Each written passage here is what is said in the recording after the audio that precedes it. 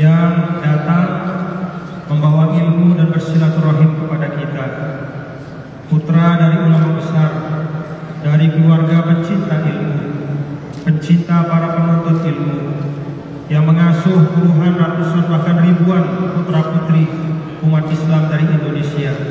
Guru kita Al-Mukarram Dr. Muhammad bin Ismail bin Zaid Al-Yamani Al-Makki.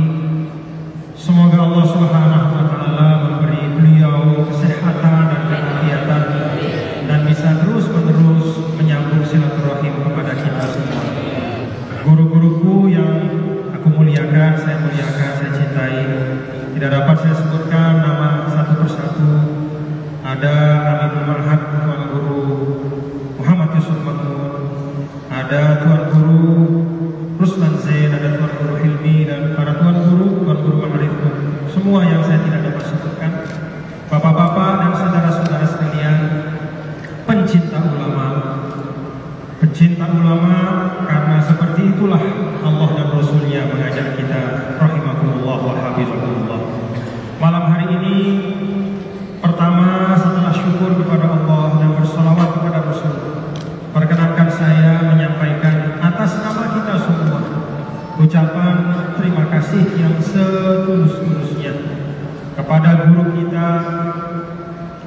Al-Mukarram Asy-Syaikh Dr. Muhammad bin Ismail bin Zaid Al-Yamani Al-Makki, yang berkenan di tengah banyak sekali kesibukan beliau, permintaan dari seluruh penjuru, dari provinsi-provinsi yang lain, bahkan dari luar Indonesia, namun beliau memilih untuk datang menyambung silaturahim kepada kita.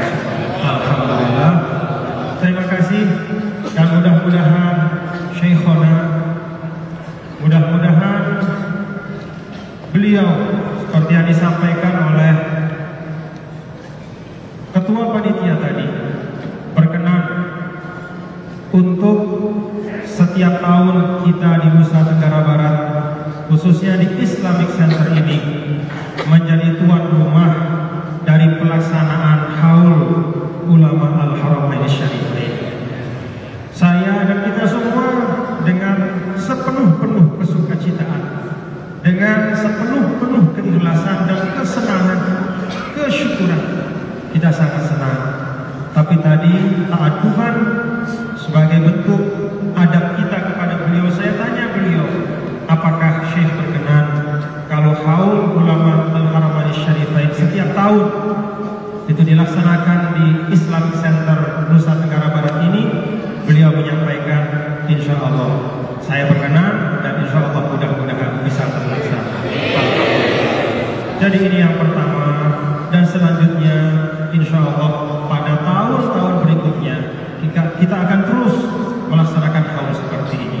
Kenapa kita berhaul seperti ini, Bapak Ibu Saudara sekalian? Pertama, karena memang inilah ajaran Nabi dan inilah ajaran dari Allah Subhanahu wa Ta'ala, memuliakan ahli ilmu, memuliakan ulama.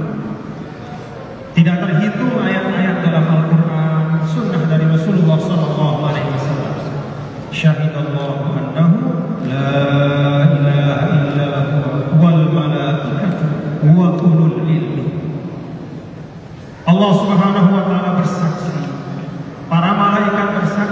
dan para ahli ilmu ulama bersaksi.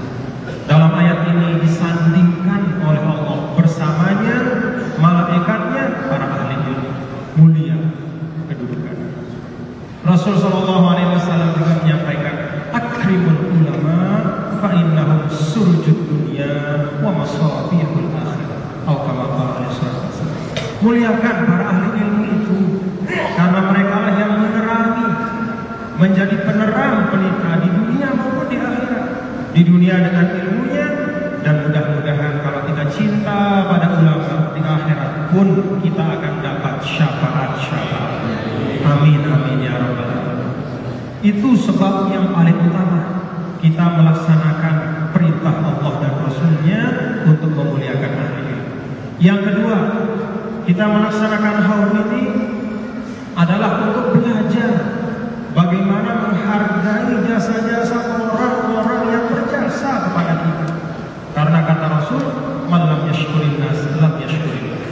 Orang kalau tidak bisa berterima kasih pada orang yang pernah berbuat baik kepadanya, akan mungkin orang itu diharapkan dapat bersyukur kepada Allah.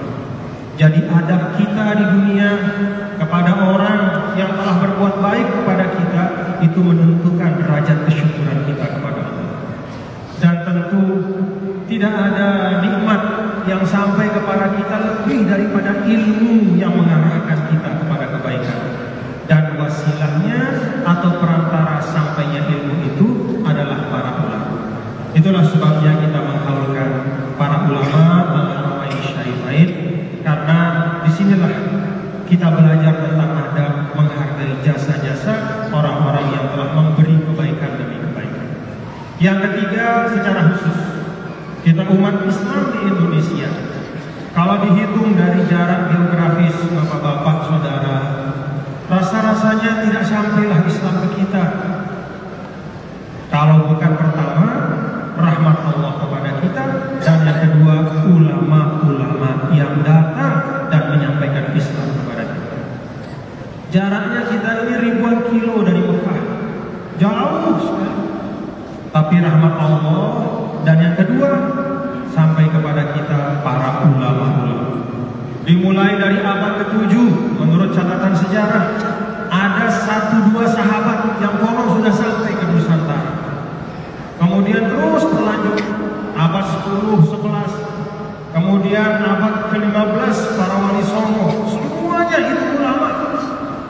Para wali songo itu ulama semuanya, orang-orang ahli ilmu semuanya. Setelah wali songo, kemudian terus bersambung ulama-ulama sampai kepada para pendiri organisasi-organisasi besar di Indonesia.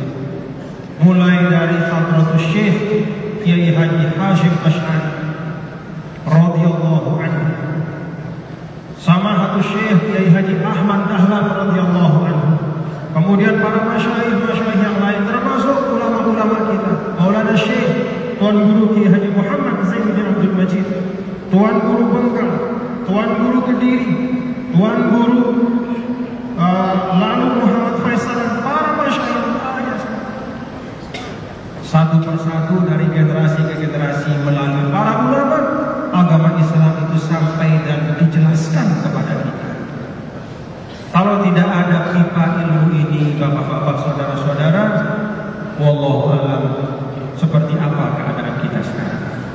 Kalau tidak ada pipa ilmu yang menyampaikan kepada kita ini air yang jernih dan bersih itu, wallahu a'lam. Bisa jadi kalaupun airnya sampai tapi keruh. Bisa jadi rupanya saja air tapi racun. Bahkan bisa jadi tidak sampai sama sekali kepada kita. Maka kejernihan, maka kemurnian dari tuntunan-tuntunan yang baik itu sampai kepada kita di Indonesia ini adalah sebab para ulama. Maka jangan ada coba-coba orang di Indonesia ini menghina para ulama. Kita lihat ada 63 nama para masyayikh. Itu nama yang ke-6 itu Syekh Muhammad Nawawi bin Umar Al-Battani.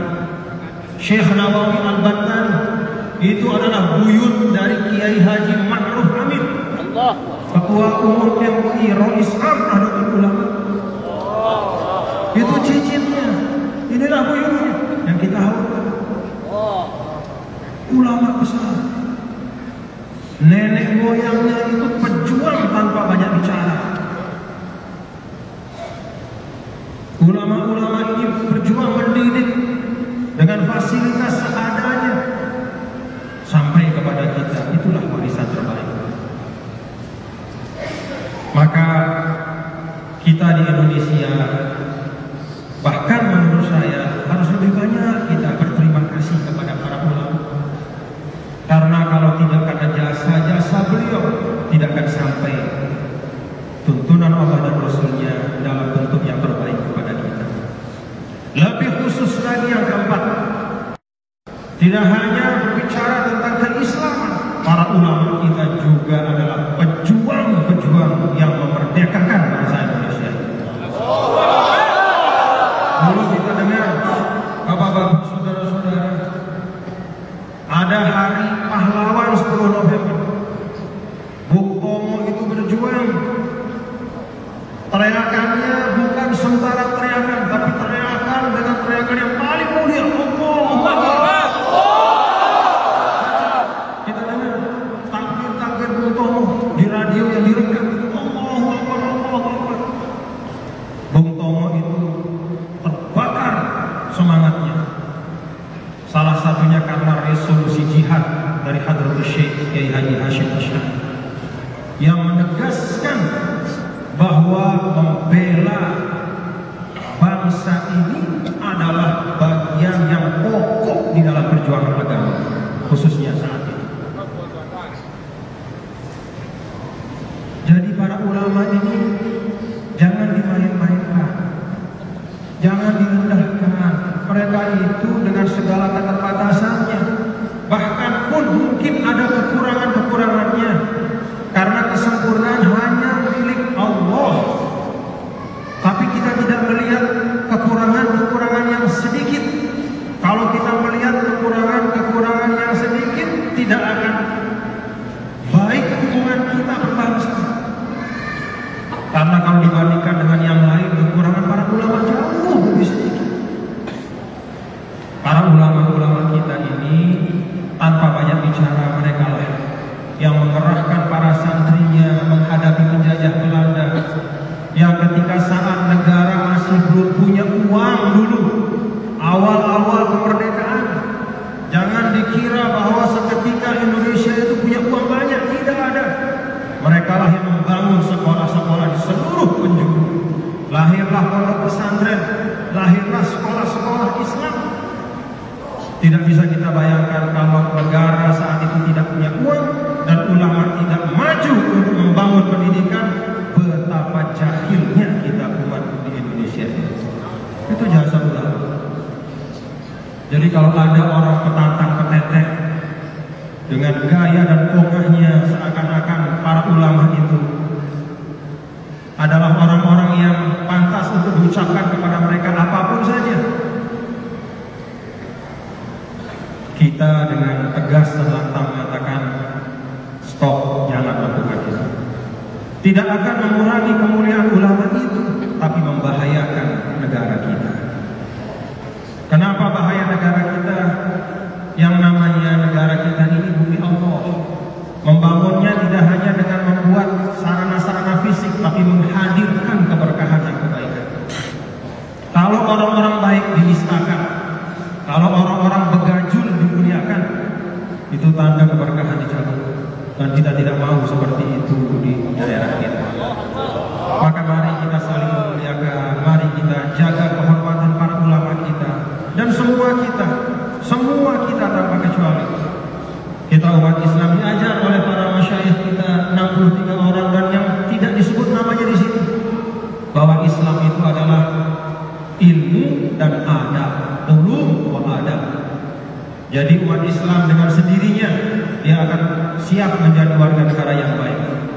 Dia akan menjadi warga negara yang santun. Dia akan menjadi warga negara yang kontributif, karena Islam mengajarkan seperti itu.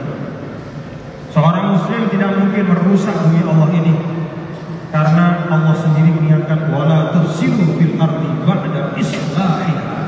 Jangan kau rusak bumi ini setelah Allah memperbaikinya.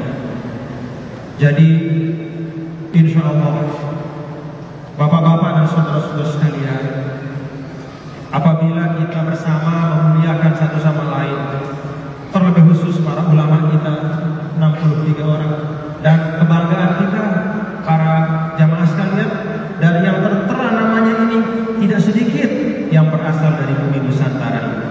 Jadi ada Syekh Muhammad Nawawi bin Umar Al-Bantani, ada Syekh Ahmad Zaini Dahlan, kemudian ada Syekh Mahfuz bin Abdullah At-Tirmidzi, kemudian ada, Masya Allah banyak sekali, ada Syekh Isa Rawas, kemudian ada Syekh Yasin bin Isa Al-Fadani dari Padang, kemudian Syekh Zakaria Bila juga dari Bila, ya, daerah di sana juga di Sumatera. Kemudian Syekh Ahmad Khatib Al-Minangkabau, banyak sekali. Ada Syekh Ihsan bin Dahlan Al-Jamfasi dari Jawa Tengah. Masya Allah. Jadi ulama-ulama Haramain yang dari Nusantara itu ternyata banyak. Alhamdulillah. Nah, ini menjadi pendorong bagi kita, untuk kita, anak-anak kita, bahwa kita juga di Indonesia ini, orang tua kita juga pernah, tidak hanya di Indonesia dia berprestasi, tapi bahkan di tanah suci menjadi guru dari banyak umat Islam seluruh dunia. Maka mari kita hidupkan pada diri anak-anak kita, keluarga kita, keturunan kita, kecintaan pada ilmu. Karena Nusa Tenggara Barat ini hanya akan maju nanti terus di masa yang akan datang dengan ilmu pengetahuan. Mudah-mudahan ada manfaatnya. Terima kasih sekali lagi, dan saya menyampaikan tidak putus-putusnya al-fa'al fi syukrin wa taqdirin li syekhina Al-Ustaz Dr. Muhammad bin Ismail bin Zaid Al-Yamani Al-Makki ala takarrumihi wa tafaddulihi bi ziyaratina fi Nusa Tenggara Barat. Jazakumullahu khairan katsiran wa nuwaddi'ukum ahsana saudi, yani naku kulluna nuwaddi'ukum insyaallah ya sayyidi, dan aku satu safirun al-wadan ila Kalimantan. Beliau akan berangkat besok ke Kalimantan, jadi kita lepas beliau dengan kita mendoakan, ya, mudah-mudahan beliau diberi keselamatan, kelancaran dalam semua usaha-usaha beliau, silaturahim beliau, dakwah-dakwah beliau. Karena kalau kata Rasul, nyawanya orang berilmu itu luar biasa harganya. Kalau ada seorang berilmu itu meninggal di dalam sebuah riwayat, itu seperti kalau bangunan Islam itu seperti kain, maka itu adalah satu robekan yang tidak bisa dijahit kembali selamanya. Itu gambaran yang dalam sebuah riwayat Rasulullah SAW. Terima kasih. Assalamualaikum warahmatullahi wabarakatuh.